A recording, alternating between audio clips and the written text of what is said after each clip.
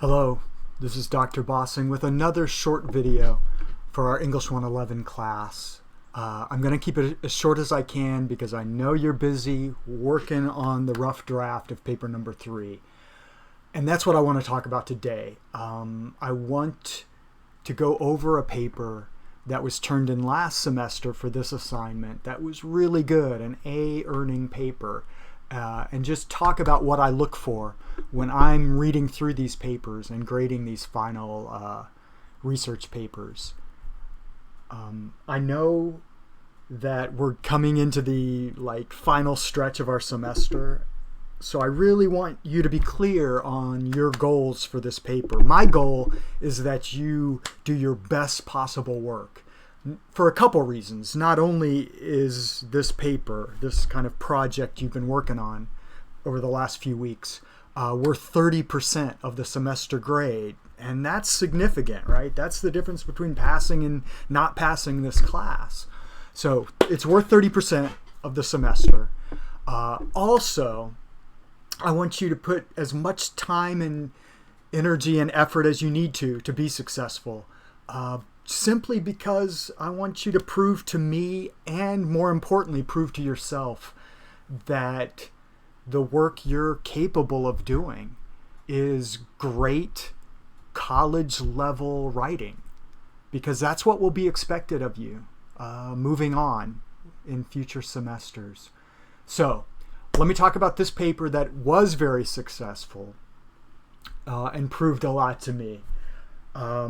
First off, when I open up the file to start grading, the first thing I'm going to check is that the paper does the basics that the assignment asks for it to do. First off, is it a problem solution paper, right? Is it doing the basic requirements? And yes, this is a clear problem. It's addressing a problem in education, and it's proposing solutions. So it fits the assignment in general. It's about education, and it's got a local focus. That's the other two things to bear in mind for this paper, right? It's addressing the mental health crisis in Wake County Public Schools. Okay, it's identified right in the title, right? And you'll notice that the title is not paper number 3 or problem solution essay. It's actually a title that kind of previews what the paper is about. And it's identifying the problem, the mental health crisis in students. It's suggesting that there will be solutions because it says addressing it, and that it's local, Wake Public Schools, right? So make sure the writing that you're doing deals with some kind of problem in education and deals with a local community, because for a relatively short paper, and I know that's easy for me to say, I don't have to write it, but for a relatively short paper, 4 to 6 pages is what I'm looking for. You can't deal with national problems, right? You want to keep it local because that's where the solutions are viable and possible.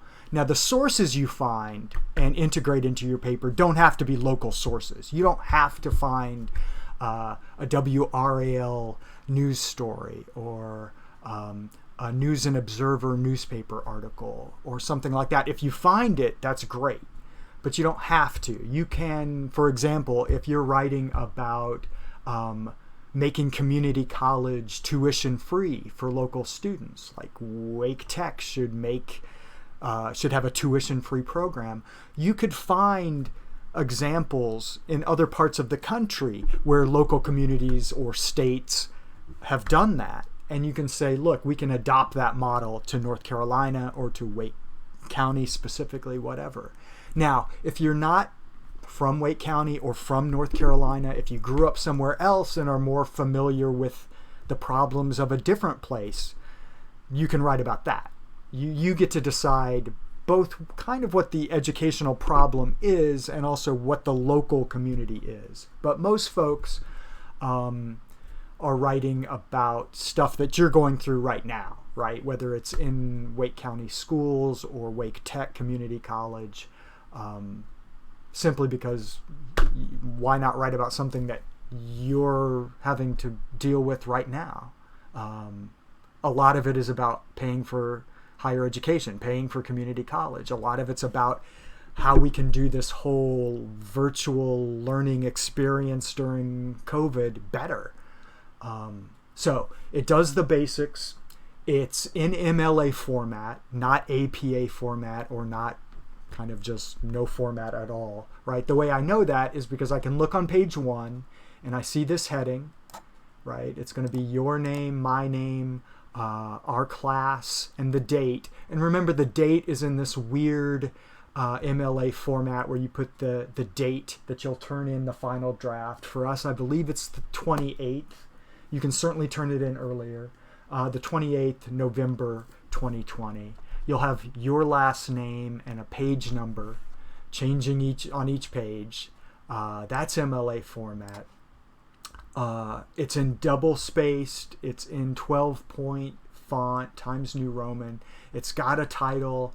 It's got paragraphs that indent over on the first line, right? That's worth noting. There's no extra spaces between paragraphs. It's long enough because it's 5 pages, and it has a works cited page. In this case, 2 pages of works cited citations. It's got works cited, right? And it's got in proper MLA format all the references, all the sources that are cited in the actual paper. It's not just listing a bunch of sources that she found over the 3 weeks she was working on this paper.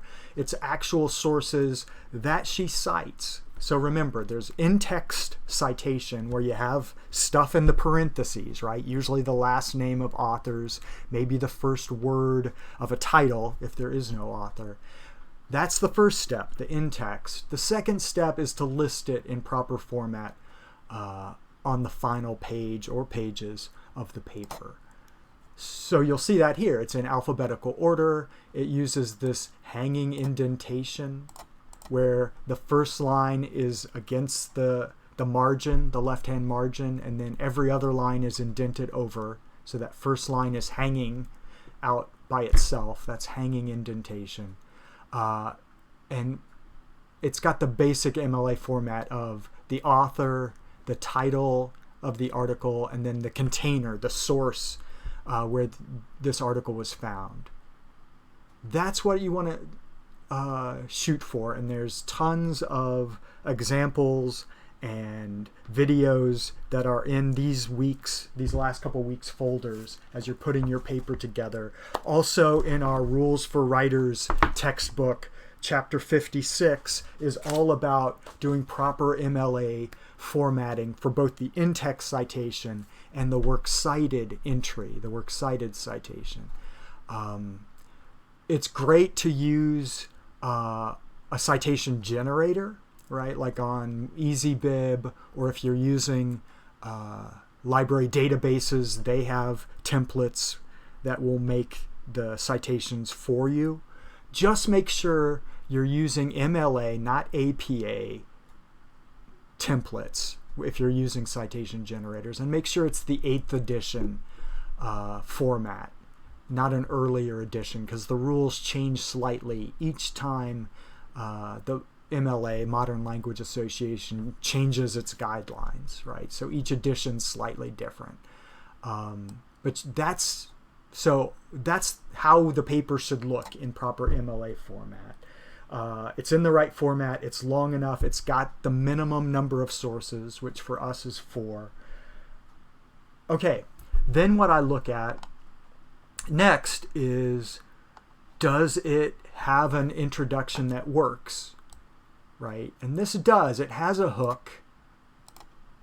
That makes me want to read on. Isaac cannot stop imagining how his family would respond if he took his life. Elijah hides other people's trash in his backpack, and Abigail refuses to leave the house. Okay, I immediately want to know more about this topic, right? Because that's a pretty dramatic picture that's being painted at the beginning.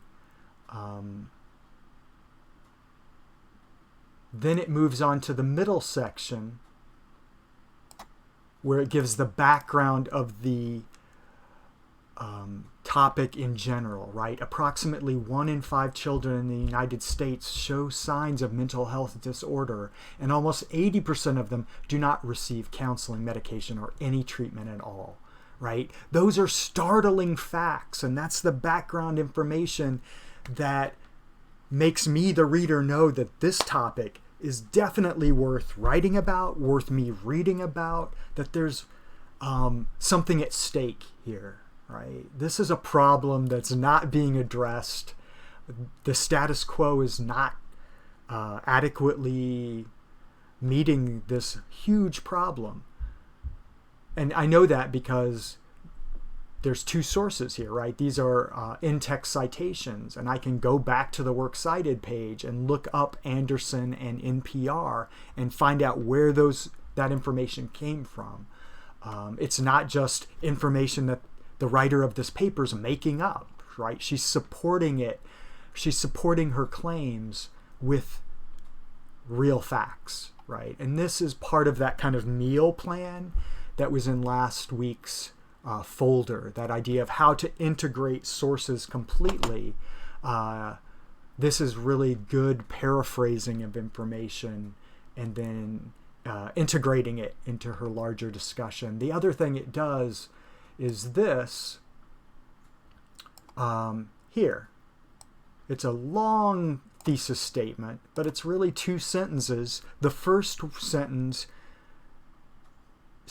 addressing the problem, explicitly identifying the problem that this paper is about, and then really specifically saying, here are 3 ways to correct, to start addressing this problem, right? So this all this section is basically the thesis statement. Despite these shocking statistics and the fact that schools are the best place to reach children and teenagers, most school systems, including Wake County, lack the mandate and sufficient resources to address mental health proactively and effectively. Okay, so that first sentence is, here's the problem. We've got a problem we're not adequately addressing. The second sentence kind of gives a preview of her discussion of the solutions. The Wake County Public School System should implement 3 things: a comprehensive system to identify and help students with mental health disorders. It should change its attendance policy to include mental health days as excused absences. That's the second thing. And third, it should cultivate an environment that destigmatizes mental health, educates students and their families, and promotes prevention and treatment, right? So I clearly know what the problem is going to be and a kind of comprehensive plan that should be implemented to fix it, right? The next thing I'll look for is the body paragraphs, and the first 2 body paragraphs, so this one and the next one, deal with the problem, right? And I know that right up front because of these topic sentences. The first body paragraph: mental health disorders in children are a pervasive, expensive public health problem in the United States.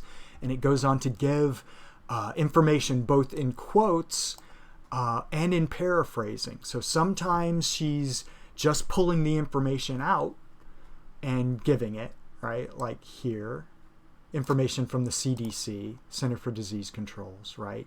And sometimes using that information but keeping the direct language. So she's quoting that information in the language that was from the source itself, right? So that's the difference between paraphrasing and a quote. And it's good to blend those 2 things, right? You want to integrate both. You probably want to get used to doing more paraphrasing, where you're taking the information and putting it in your own words. You're still going to have in-text citations, so you're still going to tell your reader with those parentheses that this information is coming from a particular source and you're not just making it up, but you're using your own words. That's a smoother way to integrate outside sources with your discussion. And frankly, in upper level classes, the classes you'll be taking in future semesters, it'll be kind of the expectation is that most of your outside sources are being paraphrased as opposed to just dropping direct quotes into your paper. But a blending of that, a mixture of that is great for this paper. The next body paragraph is this. The idea that what we're doing now is not adequately addressing the problem, right? So this is still problem related.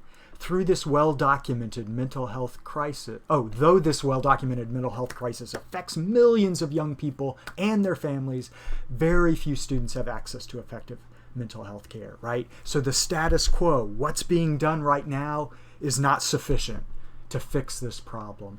Then it shifts gears. It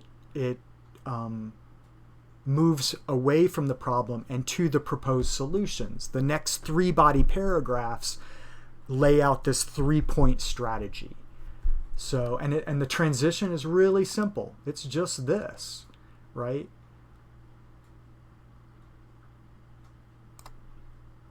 To effectively address this crisis. That's literally the bridge between the problem and the solution. To effectively address this crisis, Wake County should implement a system of trained professionals, including teachers and other school staff, counselors, nurses, psychologists, working together to identify students, right? That's the first part, to implement a kind of system-wide program or system to start fixing this, as opposed to leaving it up to individual schools to make do with what they've got, right? Then it moves on to talking about a supportive, proactive environment, right? That we need to change, we need to destigmatize mental health and change the way, not only that the professionals are thinking about it, but the way that families and students and the whole community think about it. And finally, Wake County needs to change its attendance policies to acknowledge that mental health issues are a form of illness and should be treated just like any other healthcare issue. And there should be excused absences for that, right? So it's a 3-prong, a 3-tiered approach to addressing it. So that's 2 body paragraphs for the problem and 3 body paragraphs for the solution, and then to a conclusion that kind of restates both the thesis and the kind of gives a brief summary of the body paragraphs, right? To address the mental health crisis in children and teens, here's what Wake County needs to do. But it also kind of does a kind of call to action. It kind of answers the so what? What can we do about it? By acknowledging that this is a very significant issue and that what we've done so far doesn't adequately address the issue, right? So by fundamentally changing how mental health is addressed from kindergarten through 12th grade, Wake County will better prepare its children for academic, professional, and personal success. Amen to that, right? Man, this is a paper that was worth writing, certainly worth me reading, and worth sharing with you, because I think it not only does it talk about something that's really important, but it's a really good example of a successful problem solution paper. This example, along with another one that deals with learning during COVID, during the pandemic, these are both papers that are examples that are in our paper 3 folder. So if you want to just look at how 2 recent students tackled this problem of having to write a problem solution paper, you might check those out. You can just go on Blackboard, open up the paper 3 folder, and look over these as good examples of successful papers. That's about all I've got. Let me just remind you that there are resources for you to use over these last couple weeks of putting this paper together. I strongly encourage you to check out the Real Center. That's the place where you can submit a rough draft and have an English professor, maybe even me, look through your rough draft and make some suggestions or give you some feedback before the final draft comes to me, and I'll give you what feedback I can. I have to turn these papers around back to you really quickly, so it might not be as much detail as the first two papers were, but I'll give you as much feedback as I can give you. But because it's part of the grading process, that feedback's attached to a grade. If you can work with the Real Center or the Individualized Learning Center and get feedback on the rough draft before there's a grade attached to it, man, I think that's the way to go, right? Yes, it's a little bit of extra effort on your part, and you have to kind of plan to have a little extra time to do that. So you can't wait to the last second, the day before the deadline, and do that.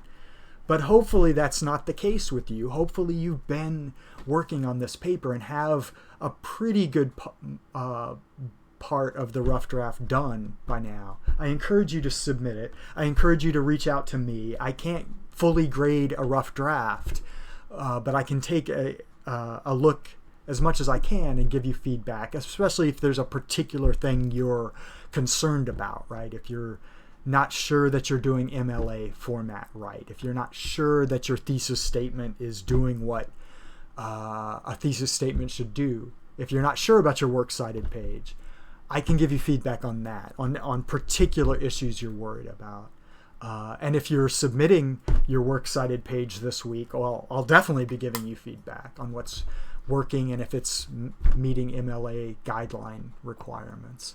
So that's all I've got. Again, you got this. This is the paper that you're going to shine on. You just have to put as much time as necessary and as much effort as you can into this paper.